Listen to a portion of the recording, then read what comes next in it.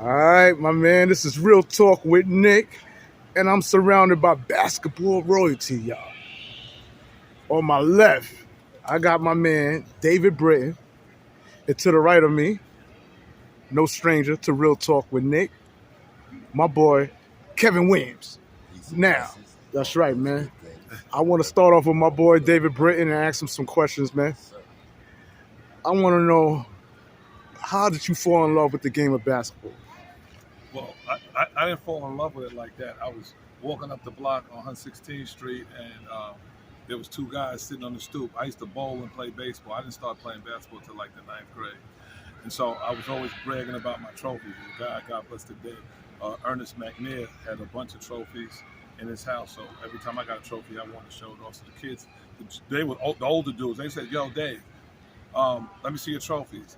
They said, "The next time you come through the block with a baseball bowling trophy, we're gonna knock it over your head." So I didn't tell my brothers. I went to school in the Bronx, so I just started practicing basketball because I was scared. Right, I was scared, and I just started practicing. I was already athletic, and everybody could dribble in Harlem, so we used to dribble just because you just lived here. So dribbling was just a part of it, but everything else I started learning and practicing. I used to shoot like this. I used to go on Watley, throw the ball up there like that because I thought I was Jamal Wilkes, and that was still wrong. Mm-hmm. But Keith Wilkes at the time. But how I fell in love with it, in actuality, I played my first game in Harlem at Colonial, back of Polo Grounds. And I ran in there and I saw the crowd, I saw the lights, I saw the girls, and I was like, yo, forget baseball, I want to play basketball. And the game kind of came easy to me, and it was when you hear people cheering for you, and all of a sudden you walking downtown, coming downtown, people saying, "Oh, that's the dude who did this, that's the dude who did that." Like, it just, the adulation was unbelievable. Okay. And another question I want to ask you is that you play. you played college ball at Texas A&M Yes. University, right? Yes. Okay. How was that? Well, first of all, I went to junior college in West Virginia, Potomac State, and the guy we brought a lot. God bless the dead. Malcolm Garvin went there. Yeah. Hilton Graham went there. Charlie Caldwell went there. I brought all Charlie these kids too. there after me. All these kids I recruited. All the kids play here. They come from here. From Kingdom. Yeah. And so, but I was the first one, coached by them, Mr. Don Moran, who I'm still dearly friendship with. He's 91 years old. He came up, flew me up in a private jet, had helicopters, everything down in Kaiser, West Virginia.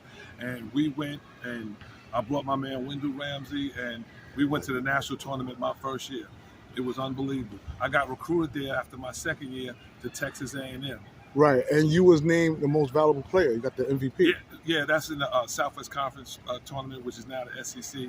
And I put on a nice performance. Okay. And what was your stats? You remember your stats, man? Shucks. We played in the championship Arkansas. I had like 25, 8 and 8, something like that.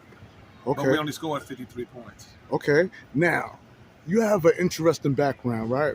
When we speak of the game of basketball, where you had the opportunity to meet a person by the name of Fred Slaughter, right? Now, Fred Slaughter was the first, can I say, a sports attorney in 1969, right? Black sports attorney. Yeah. Brilliant, man. Yeah, brilliant. So let me tell you about Fred Slaughter. Fred Slaughter, that's when I went into business. I went into the agent business, and Fred Slaughter was a gentleman who came to work with. I was introduced to him by Kim Grillier, who's still an agent today. And what we did was, Fred was unbelievably knowledgeable, but he was the first player to win a national championship on John Wooden's basketball team back in 1965, if you check the record. He also, because everybody knew him as Big Fred because he was older, massive man, they didn't know he still holds the track record in Kansas, Right. for the 100-yard dash. Right. So, but the brilliance about Fred was his brilliance. Not only playing, Fred was a brilliant individual. He graduated from Columbia Law School, Brilliant lawyer. also UCLA. So what I tried to do was come back here. Once he started teaching me the game about recruiting, I tried to bring it back here because we had so many young guys getting ready to go to the pros. Right. Okay. Right? People like Kevin Williams, Steve Burt, Rod Strickland, just so many kids. David Kane, Charnel Scott. It was just a A whole lot of bunch kids of came out here. Yeah, and to my understanding, he was also a sports agent for Clyde Drexler and a Clyde few Drexler. He had a lot of pros. John. At one point, he had 10 of the 12 Lakers, He had a lot of except for pros. Kareem and somebody else. And I'm talking about he did good work, man. I mean, Yeah, he if you made look at sure- his contracts, he was the man, first he got a $100 lot. million Yeah, man, he got- agent. yeah. $100 million, which is not a lot now, but $100 million worth of contracts back then. If you go but if you put the money right where it is now, his joint would be billions. Yeah, he probably made about $5 billion, man. He had the top, yo, dude. You got 10 of the 12 Lakers, nigga. You got the whole team. Okay, The and two niggas he don't got ain't no real. I think he got That was Kareem. He didn't Well, have. you know, Kareem was having financial trouble. They bailing him No, this out. before. Oh, this before the agent ran off with yeah. $4 million of his Yeah, money. that was at I'm- the end of his contract. That's why he Yeah. had to play 2 more years. And what was most interesting when we speak of Fred Slaughter, right? He was also ahead of the union when we speak of the He referees. represented the N.B.A. referees, and Right. also he was one of the agents selected to write the collective bargaining Yeah, agreement. man, he was all of that. One of the things that I And came Larry back Fleischer. one time and told him that I came back home one time and I spoke to Rod Strickland, and I told Rod, I said, Rod, before you sign that contract, look it over, because the money is getting ready to change. And see, a lot of agents don't tell the kids, the young kids, that when the new collective bargaining agreement come in, because the television contracts, Yeah. you can negotiate a higher contract. Exactly. And Rod and I discussed that.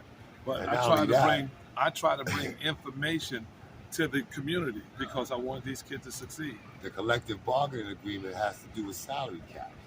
Like I said, I think it's like 32, 34 teams. They got $114,112,000 worth of salary cap every year. Do you Knicks think- have 143, 112,000. They have a $20 million advantage because the Knicks have a history of remaining over the salary cap. Okay, now I want to ask a question, right? We're gonna get back to that. Yeah, I'm glad David liked it. hmm Do you think today's players are aware of what you just discussed when you speak of contracts?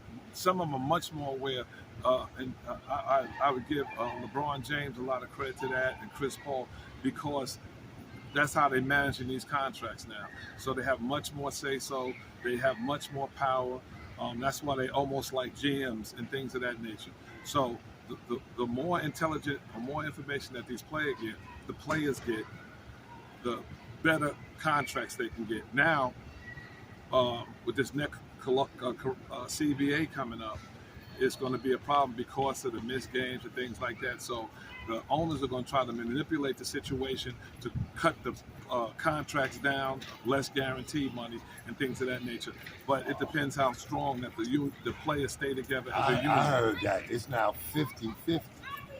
I heard any more concessions will be to the players getting less of a collective bargaining That's agreement what I'm cut. saying. Because when I started, we had 63%.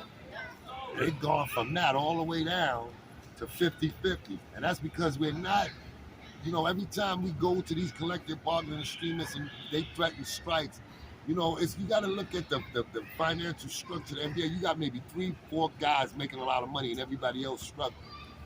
Okay, and that's what, when it comes to these negotiations, these guys that's making all the money, they're the ones doing the negotiating. So they're not negotiating for the little guy. Okay. Case in point, what Derek Fisher did, because he was the one that caused us to get to 50-50 with his sellout ad and what he did. Why you say he Understand? sold out? Because they would threaten him with a strike, and then all of a sudden they fired him after that, after what he did, because he conceded to the owners, man. And before that, Dale Davis, I think he was the vice president, he tried to get the young kids together to explain to them that they had to stick together. He said, look, the top earners, they're going to get the money no matter what. Right. Where you want to keep it is for the lower tier players to get as much money as possible. Right now, the collective bargaining agreement is starting out. They're negotiating at $68 billion. That's where it's starting from. Yeah. The last one was either 21 or 27 billion. So they're starting that. So you're going to see people that's not averaging many points. Don't ever get mad at a player making money. Yeah. I don't care if he's the worst player. Oh, man, why is he worth that? And stop talking about it's going to cost them. It's not none of your money. Stop worrying about how much money a player gets and no one talk about them. The owner getting all the money. Nobody talk about what the owner Do gets. you think that an owner, most of his black that control the NBA, that an owner who's mostly all white is going to give a black man more money than he's making? Hell No. no. So just think about it. Stop. I hear people talking about money. Stop talking about it. If they give a player $400 million, that means he can afford it. You know, okay, I agree with you on that. But from a fan perspective, especially a Knicks fan, I'm going to use Jalen Brunson as an example. Because everybody's overseeing, pocket watching, right? The $104 million he got. And I guess they're looking at it from a player's perspective. What can you afford to make the team better? If you're giving all this money to one man, you're going to be, you know what I'm getting at. I know where you're getting at, but I'm saying, what if you give the money to a dude like Julius Randle, who's a third-tier nigga? You giving them, if you, okay, I agree with what Dave is saying. We shouldn't say nothing about the money. But if I'm paying you 30-something million and you can't even fucking win against some pro-am niggas, I got to get you out of here. Because you're not going to get me to the Eastern Conference Finals or even the championship. Now you give a point guard that's small, $25 million. Hey, listen, get as much money as you can get. But listen to me, these type of players y'all bringing in, y'all ain't going to be able to move them when it comes time that they ain't panning out. And that's what I'm saying. And my belief is this.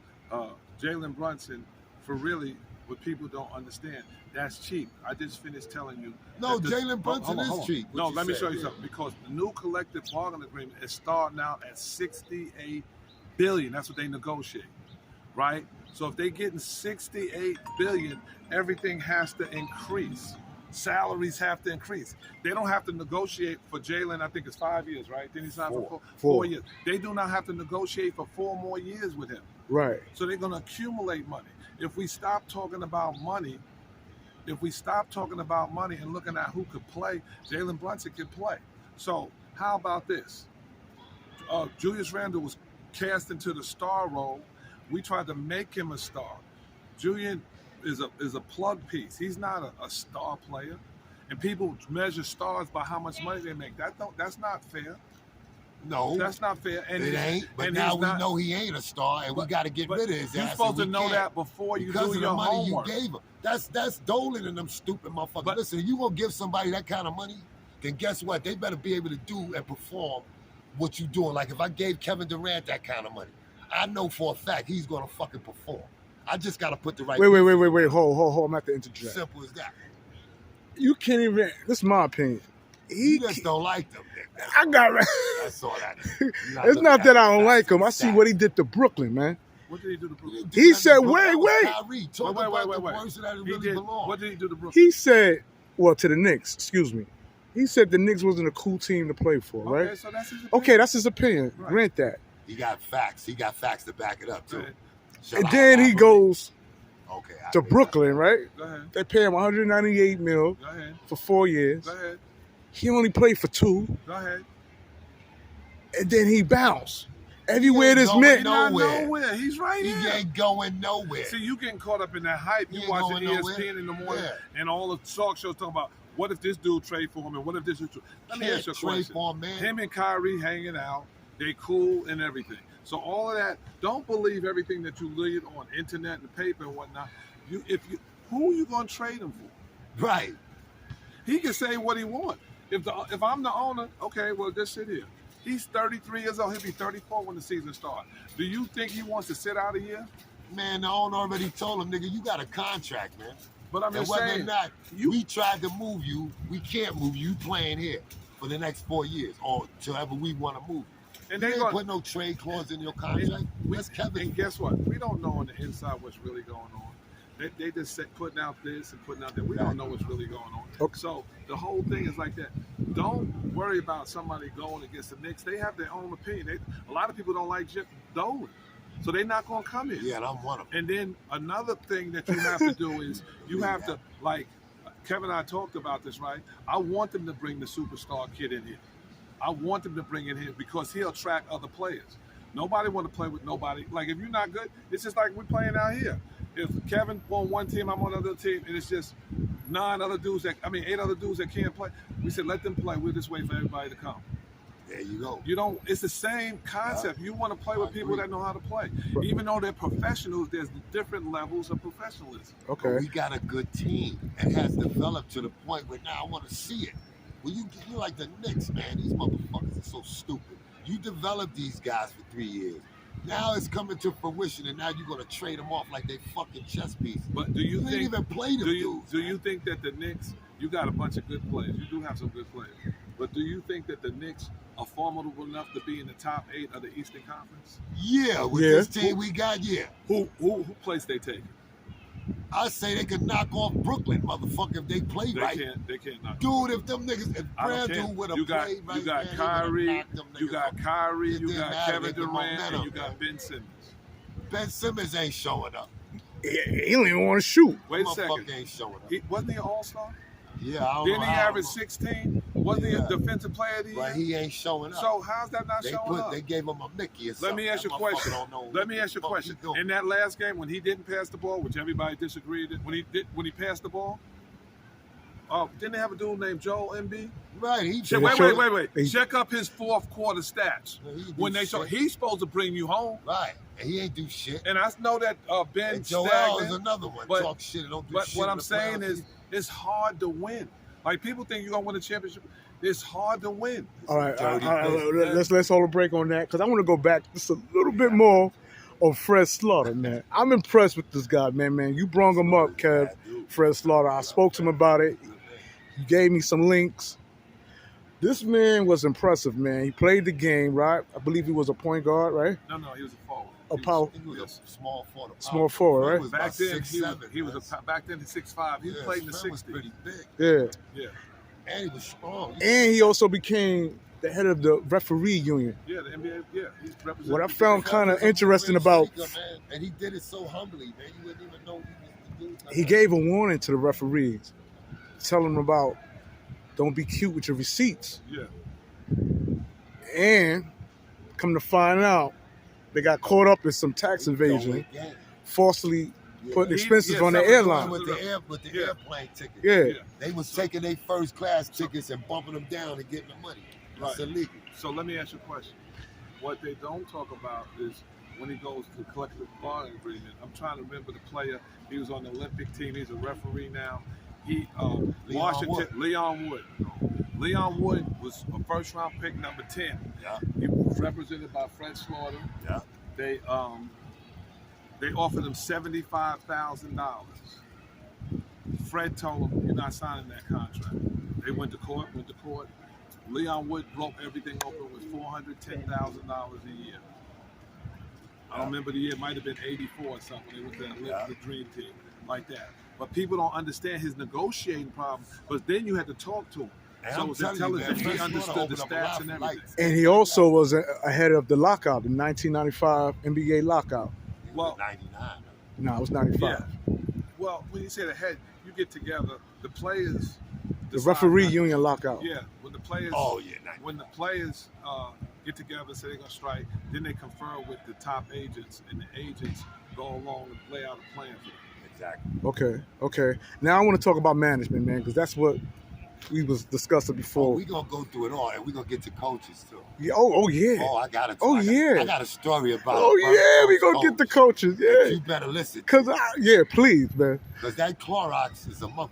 Yes. It's good to wipe the floors, though, with. Yeah, they drink that shit. Now, Mr. Britton, David Britton, man. Kev Williams, right, on the right of you, he also always expressed the politics when we speak of the N.B.A., how you could possess skills, and that doesn't mean that your skills are going to be seen on the floor, right? Have you ever experienced situations where you wanted to play, but your relationship with the coach wasn't where it needed to be, where you could delegate your tasks? No. My first game in the N.B.A., we was playing the Chicago Bulls, Sam Worthington. So I'm sitting next to Bernie Bickerstaff, and I'm watching Ricky Sobers. I didn't have no problem with the coach. Gene Shue was my coach, but I'm listening to Ricky Sobers, and I'm gonna show you what a coach did for me. Ricky Sobers is threatening Kevin Porter, like just ready to dog him. And I'm, wolf. yeah. So I'm like, yo, this is my first. I'm like, yo, you're not gonna say nothing back to him. You can't. I said, I'm not gonna let him talk to me. Bernie said, yo, sit down, young fella, sit down. Rook, you can't say nothing. I'm like, yo, but Rick from the Bronx, I ain't scared of him. I go in there. If y'all, just let me get on the court. He said, you can't say nothing. Just sit here and hold on, right? But I seen my first time when I was in Dallas with Dick Motta. Dick Motta was terrible. And what I mean by that, people laud him because he had wins, he turned around franchises. But the way he was as a person, he was a Mormon, but his views was way different. I'm being from Harlem and from New York. He didn't like that energy, right? And when I come to camp, we had a guy named Jim Spinarco, played that dude, was the first round pick of the Philadelphia 76ers. He told us, this is what y'all do. Play defense. Play Jimmy, defense. you're a bump. Play defense, right? So we're going through that. He says, don't let nobody catch the ball. So I'm not letting them catch the ball. So then some people come in, he goes through the drill, he tells me, yo, let him catch the ball. I said, well, you said don't let nobody catch the ball. Well, let him catch the ball now. Look how, and they talk, I hear him talking, look how graceful he is. Look, and I'm looking at him, I'm like, and I'm not saying nothing about Jim Spinarco because he had a fantastic college career. I'm saying something about Jim. What I'm saying is that shit. What I'm saying is that when you sit down here and look at how things go with the veterans and the rookies and things like that, it's not fair. But there's no fair in sports. It's very fair, David. No, it's very fair. It's very white. Yeah, because when it comes to that choice, like a motherfucker named John Sunville, this bum ass motherfucker, they gave him my job when I went down to Miami. Are you from Missouri? Yeah, that bum ass motherfucker. Are you indicating that there's racism in the NBA? Yeah. No. Wait a second. Yeah, there's racism in the fucking There's NBA. Racism everywhere. Yeah, but it's in the NBA. Right. It's in NFL. And what they do in the NBA, they get a black man to try to act like it ain't. Like what they did to Oakley. So they do that to Oakley. That was racist, whatever the fuck you did to Oakley, you piece of shit asshole. I mean that shit. And then you bring all your fucking house Negroes out on front row to let you know, see, I got more niggas on my side than you. And everybody go against Oakley. And that's why we ain't never get no fucking where when it's time to liberate ourselves, because there's a Clorox drinking house nigga always telling the master what the fuck we doing. That's why in 1801, Gabriel Prosser tried to free us, and a house nigga fucked that up. 1807 or 1808, Denmark VZ, he tried, and they fucking house nigga fucked him up. And in 1831, 1832, Nat Turner tried, and old Clorox drinkers fucked him up. Now you Clorox drinking niggas, get on alert. We aware of what you're doing, okay?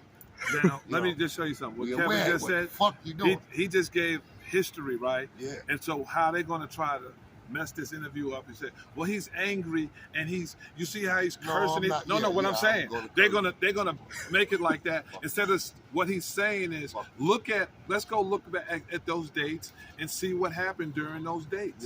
Let's go. You understand what I'm saying? Instead of looking at that, they're gonna try to blame. Well, Kevin's saying this, and that's not. Listen to what he's saying, the facts of what he's saying. Yeah, the truth. Right? And people know it's racism. So let's not try to sugarcoat it. Let me ask you racism. something, Dave. How you going to deal with racism?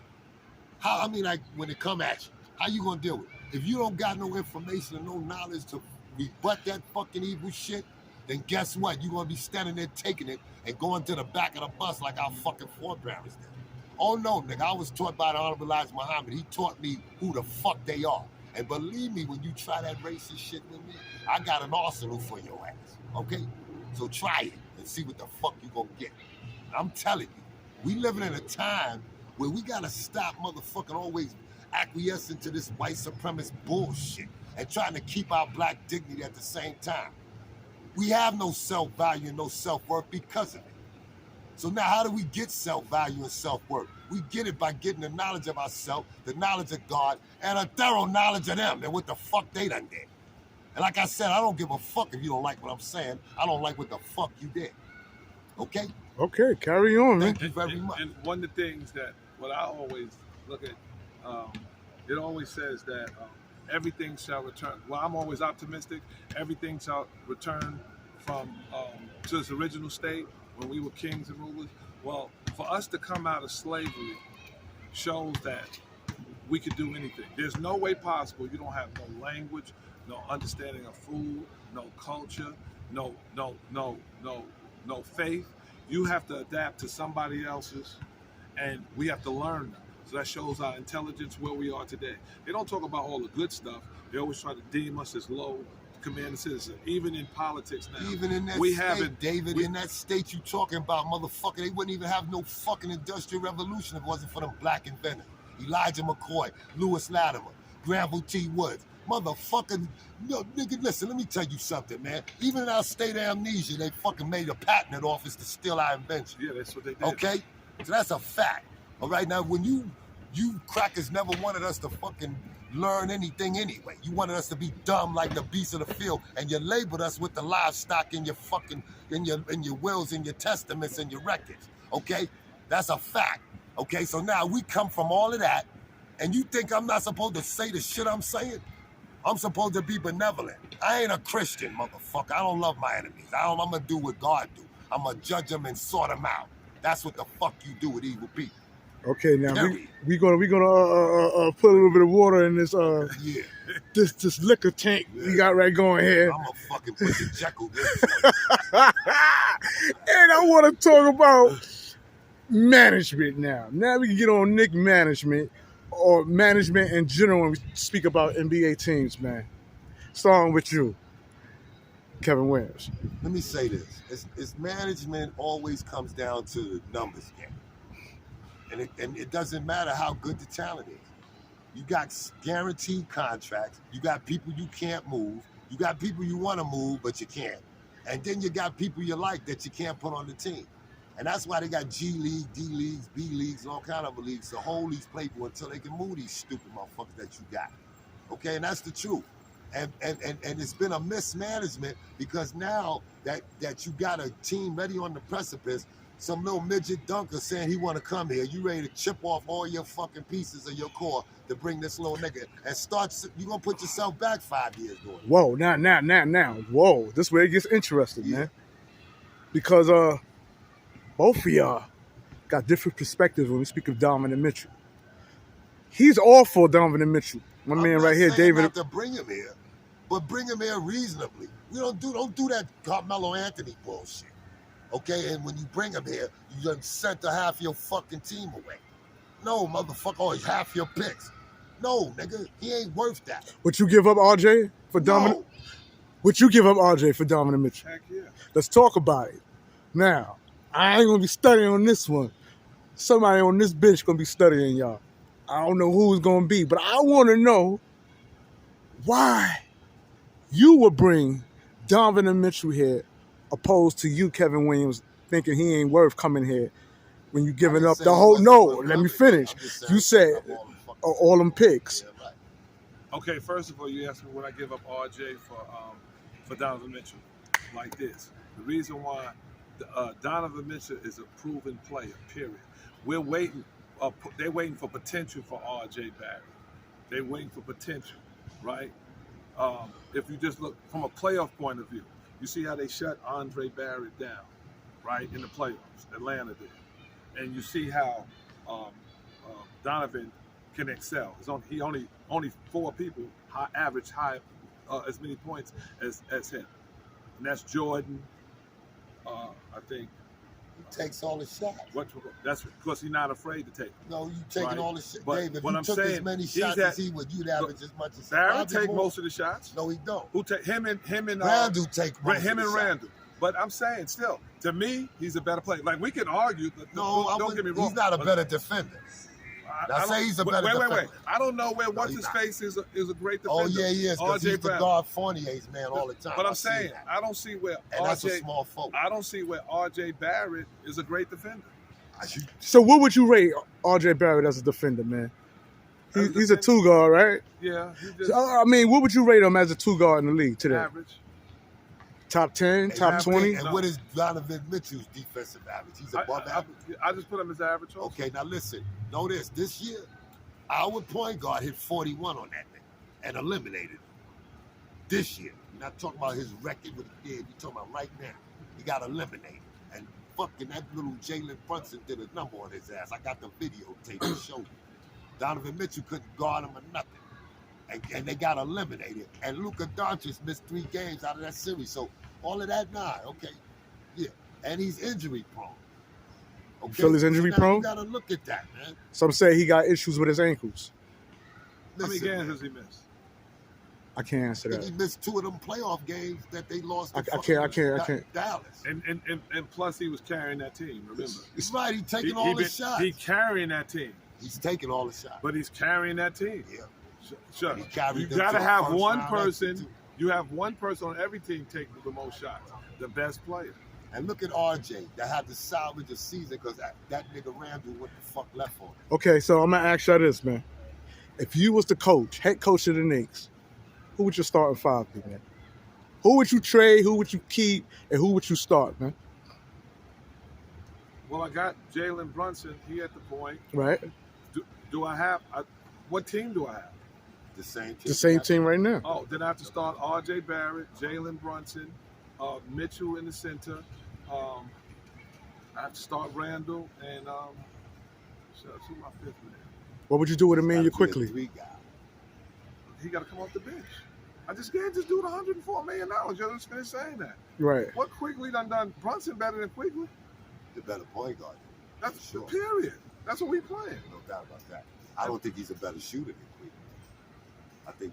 I want a better player. I think Quigley's a better. You want a better player? I want the better, smarter well, player. he's gonna be a bench player, so you got to bring him. You got to bring But him. I want the better player all the time. I like smart players, and I like, to me, the better players. Just like you just finished mentioning how he did a job when Doncic wasn't there. He was averaging 30-something points a game. Yeah. Quigley ain't doing that. Okay. You understand what I'm saying? Right. Maybe. All right. Now, when you was playing in the game, right? You speak of the N.B.A. How did it change when you watched the game today? It's different. It was inside out. You go inside first. I had one of the most dominant scorers in the history of the game, Elvin Hayes. You got to give him the ball. Even in practice, he asked for the ball, period, all the time. Then you had Bobby Dandridge over here. You had shooters, but everything go inside.